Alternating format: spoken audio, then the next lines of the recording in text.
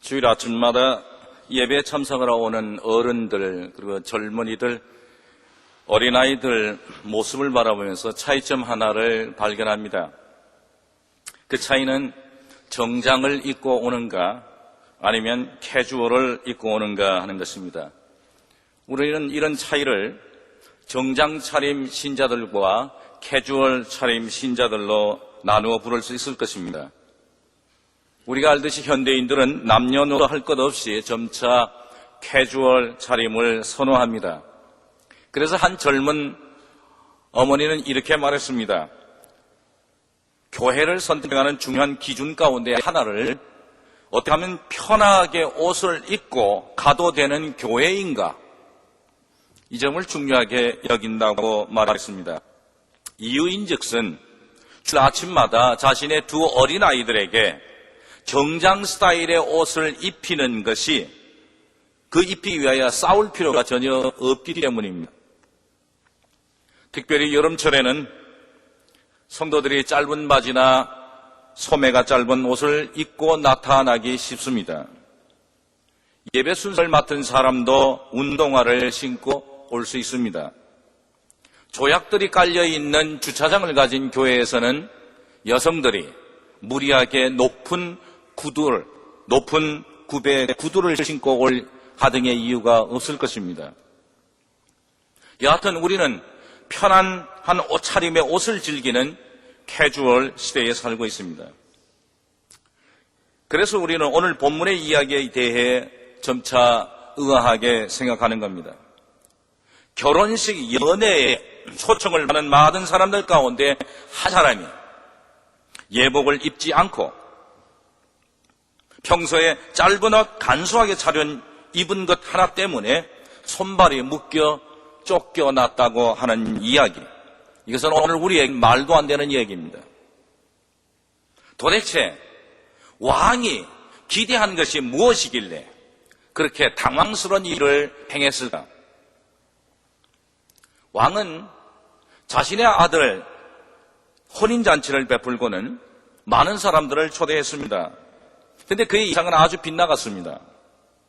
황소와 살찐 짐승들을 푸짐하게 잡아 맛있는 음식을 즐비하게 차려 놓았는데 초대받은 사람은 아무도 나타나지 않았습니다.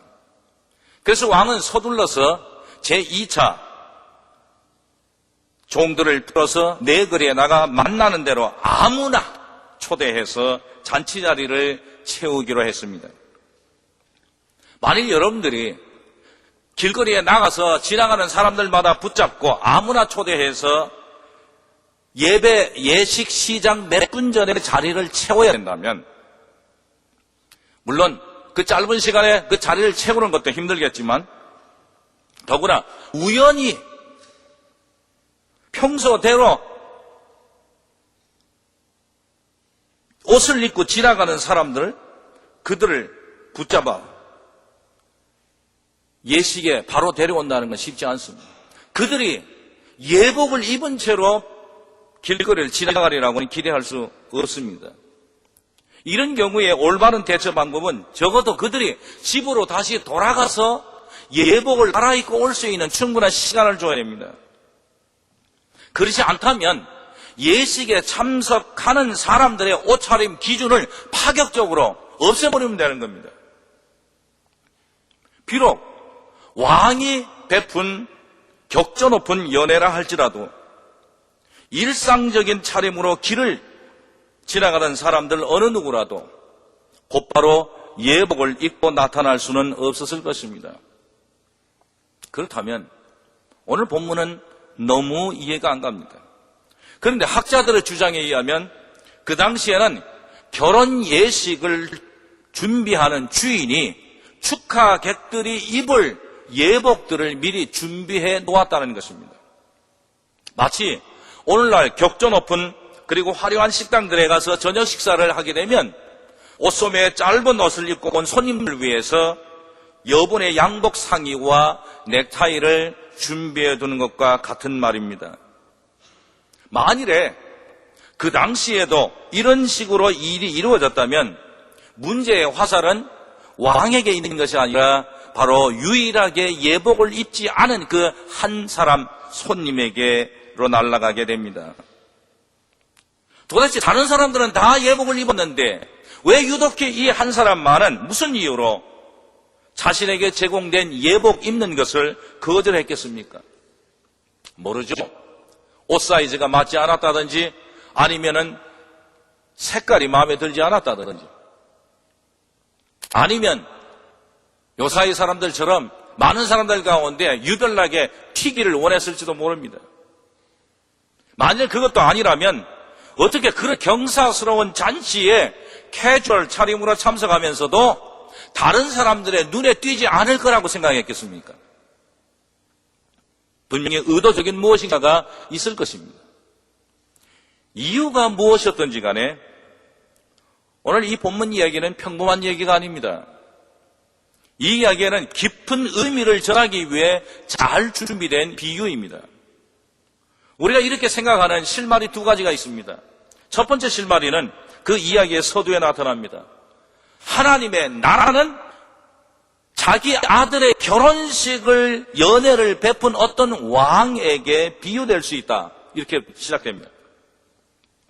도대체 이 세상에서 실제로 그런 왕의 아들이 될 수 있는 사람 누가 있겠습니까?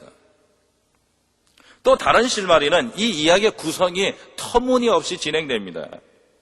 아니, 무슨 원한 관계가 있다고 그 누가 결혼 첩적잠을 돌리고 있는 사람들을 잡아다가 죽이겠습니까? 축하금이 없거나 아니면 참석할 시간이 없으면 참석하지 않으면 그만입니다. 아들의 결혼식 날 분노한 아버지가 자신의 군대를 풀어서 전쟁을 선포하고는 결혼 예식의 초청을 거부한 사람들, 자신의 종들을 죽인 살인자들을 찾아서 다 죽였습니다. 그리고 그들이 살고 있는 도시를 불살라 버렸습니다.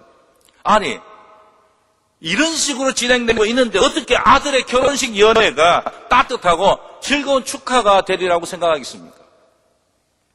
이런 어수선한 일들이 모두 가라앉을 때까지 기다린다면 불 위에 놓여있던 먹음직한 안심 스테이크는 모조리 다 타버렸을 것입니다.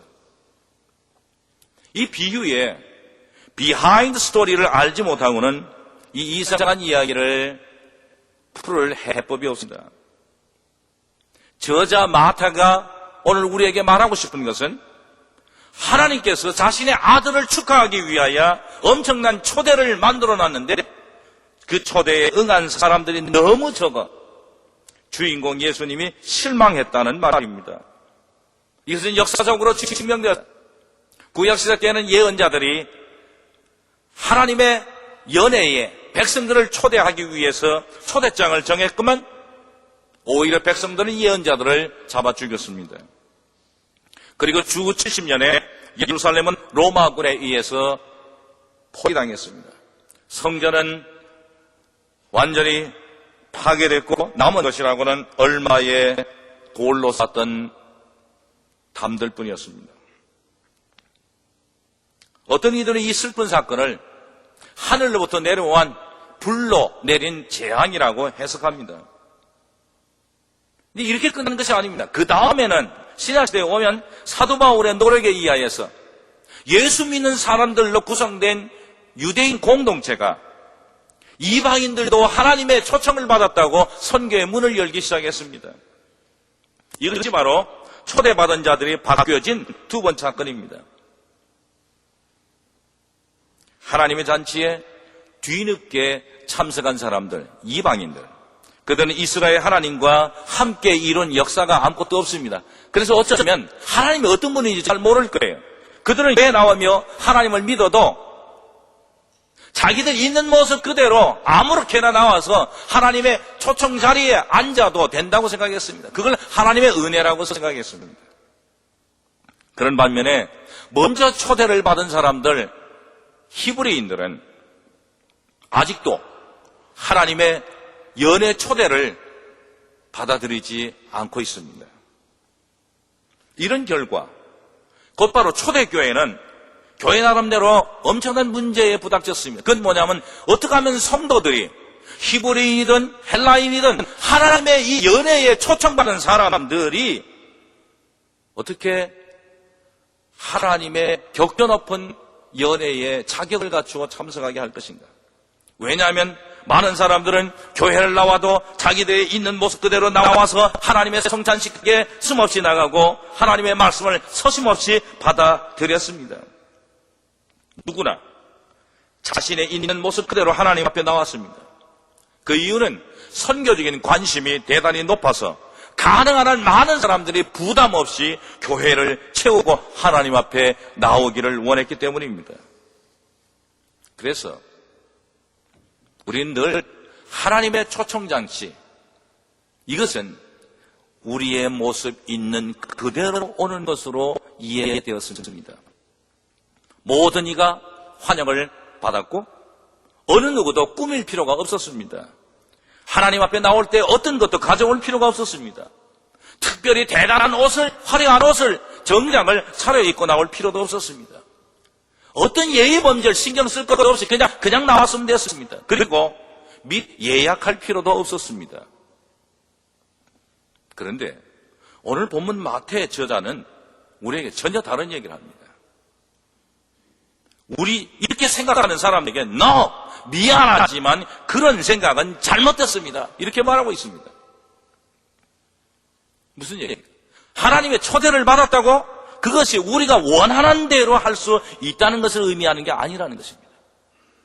비록 처음에 초대받았던 사람들이 자리를 채우지 않고 다 응하지 않았기 때문에 이제는 할 수 없이 내거래나 아무나 무작정 끌어들여서 마지막 순간에 자리를 채우러 온 사람이라 할지라도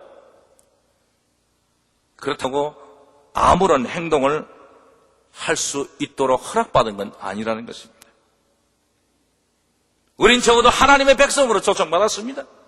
그렇게 중요한 것은, 그리고 잊지 말아야 될 것은 우리가 적어도 만왕의 왕이신 하나님과 함께하는 연회에 초대받았다는 사실입니다.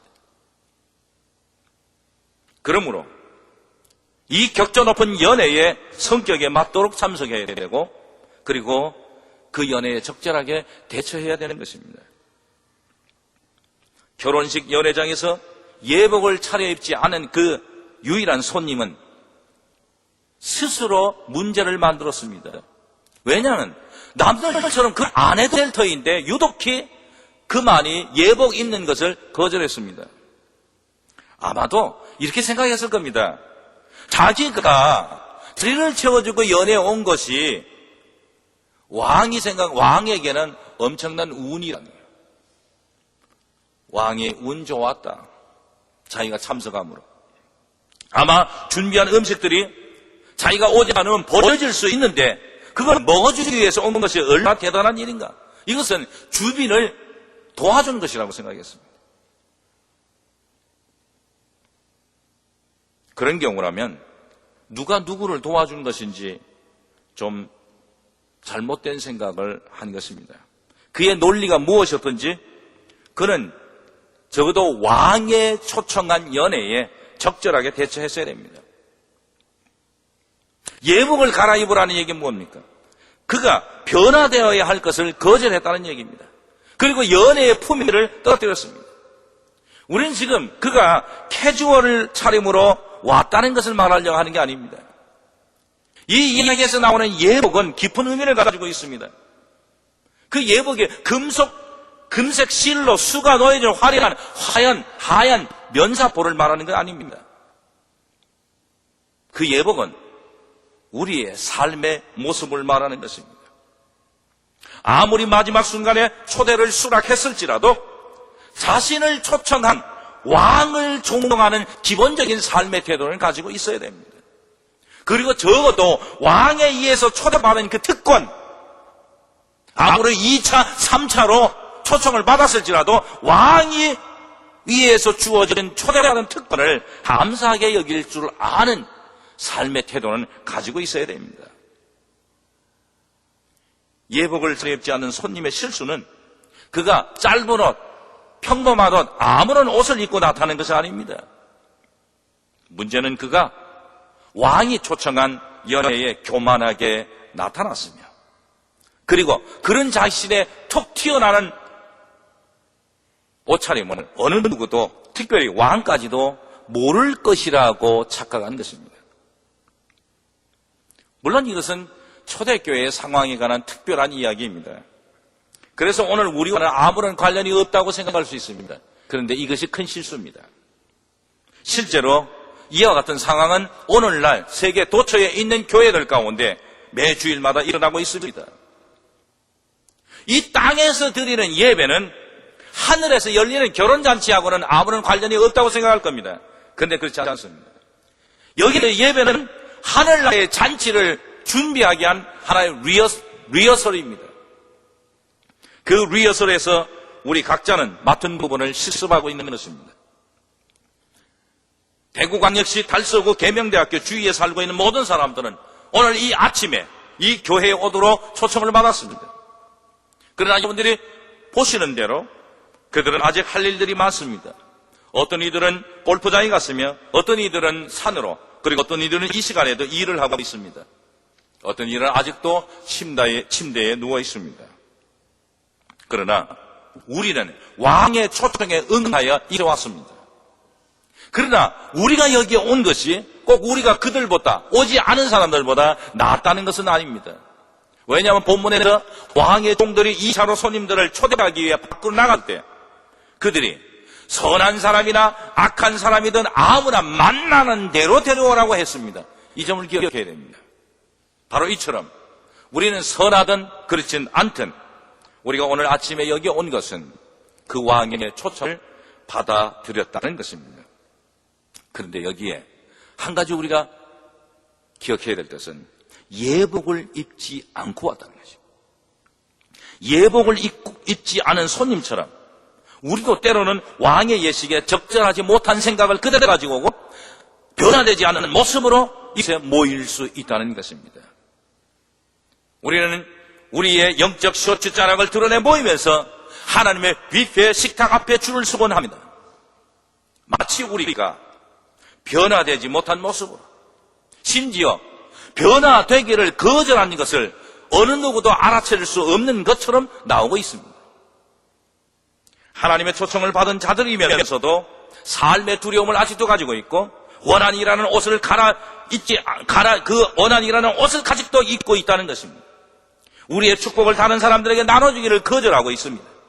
모든 인간의 존엄성을 높이기 거절하고 있습니다. 이런 삶의 태도들이 바로 우리를 왕의 연회를 위하여 입고 있는 오래된 옷들, 벗어 던지고 새로운 예복으로 입어야 할 것들입니다. 그러나 이제 우리가 하나님의 초청하신 잔치 자리를 위해 갈아입어야 할 옷들은 새로운 삶, 변화된 삶이라는 의복입니다. 새로운 삶의 변화를 거절하며 옛 방식, 삶의 방식을 고집하는 것은 신부가 마치 검은 옷을 입은 것처럼 예식의 주빈에게는 고통스러운 것입니다. 사랑하는 성도 여러분, 사실 진리는 때로 우리가 중요하지 않다고 하는 데서 발견됩니다. 사회학자들은 이제는 기독교의 시대가 지나갔다고 그럽니다. 그래서 오늘날 시대에 세계 도처에 있는 교회들은 사람들이 모이지 않습니다. 대부분의 교회들은 그래서 그냥 쉽게 초청할 수 있는 방법들에 관심을 갖습니다. 대부분 교회들은 이웃을 초청하는 일에 이제는 쓸데없는 재정을 허비하지 않으려고 합니다. 왕의 종들처럼 많은 교회들은 연회식장을 채우기에 급급해서 동네마다 돌아다니며 사람들을 찾습니다.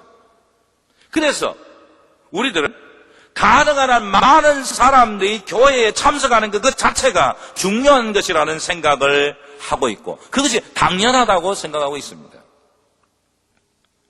바로 이와 같은 생각이 예복을 입지 않은 그 한 손님이 생각했던 것입니다. 그는 왕이 그저 참석해 자리를 채워주는 사람들만 찾고 있는 것으로 생각했습니다. 그래서 그는 자신이 참석한 것이 왕에게 호의를 베푸는 것이라고 생각했고 기꺼이 왕이 준비한 음식을 먹어주는 것이 대단한 것이라고 생각했고 왕이 들려주는 음악을 나름대로 대단한 호혜로 생각하며 들어줬습니다. 그리고 그런 일들이 왕이 처한 공경에서 그를 구해주는 것이라고까지 생각했습니다. 바로 그런 생각이 그로 하여금 다음과 같은 행동을 하게 만든 겁니다. 왕이 자신 앞으로 다가오고 있는데도 그는 줄무늬 셔츠와 격자 무늬의 바지를 입고는 오케스트라 가까이에 서서 발로 장단을 맞춰가면서 케이크 한 덩어리를 입속으로 집어넣어 있었습니다. 왕이 그에게 다가와 물었습니다. 마치 교통단속 경찰관이 다가와 우리가 고속도로에서 얼마나 빨리 달렸는가를 스스로 알고 있는지를 묻는 식으로 말입니다. 친구요, 당신은 어떻게 예복을 입지 않고도 이곳에 들어왔습니까? 하나님은 자리를 채워주는 마음씨 넓은 사람들을 찾고 있는 것이 아닙니다. 하나님은 예식에 참여할 축하객들을 찾고 있는 것입니다. 그들은 하나님의 아들을 경배하고 찬양하는 일을 위해 참여할 축하객들입니다.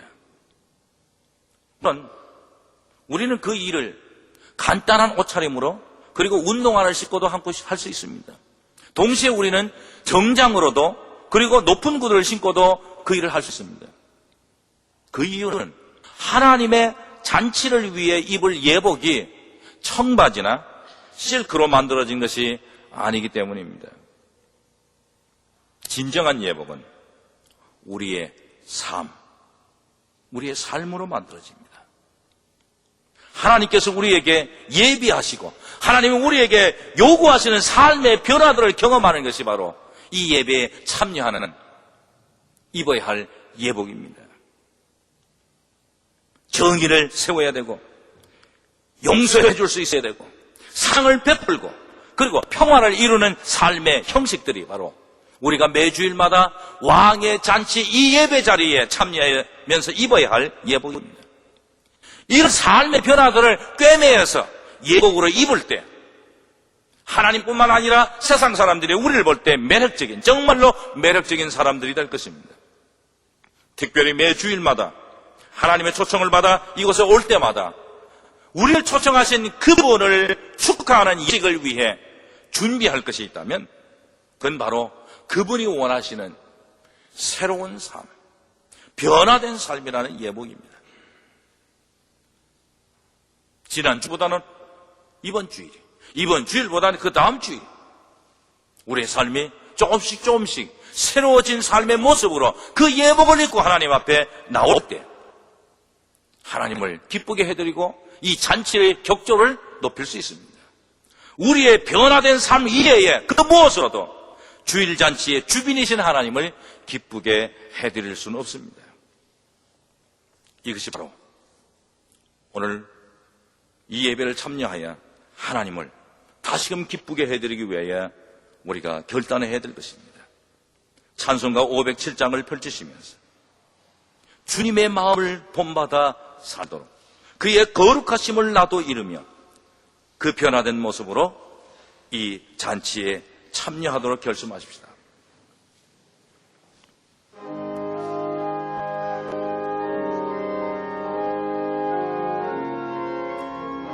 다 같이 일어나시겠습니다. 주님의 마음을